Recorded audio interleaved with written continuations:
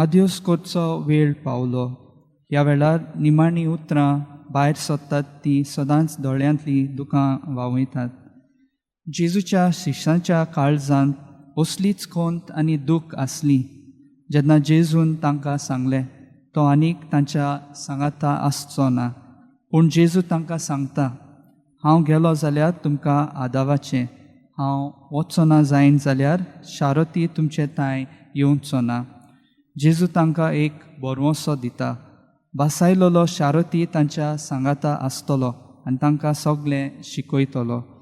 त्याच पवित्र आत्म्याच्या बळान जेजूक शिसांनी साक्षी दिली आनी ताची बरी खबर देसा सदांकाळ आसता. तो आमचें जिवीत बदलूंक आनी तें नवसरूंक आमी मोगाची, संस्निकायेची आनी बोगसण्याची मनशां जावंक तो आमकां स्फूर्ती दिता. देवा बापान आपल्या मोळ्यांत जेजूक खरी दाखवेल केली. जेजू ह्या संवसारांतलो न्हय, तरी पूण बापान ताका ह्या संवसारांतलो केलो. दाखवेळ गरजेचें तें आपल्या कांड्यांक दिता, तेच भाशेन जेजून आमकां दिलें.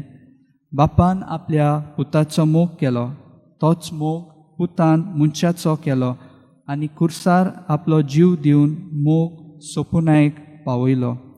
हें चित्र आमच्या जिवितान छापून हाडलें. बागयोन पावलू पुनर्जिवन जाल्या जेजूक अणभवूंक देवाचें उतर शिंपडायलें.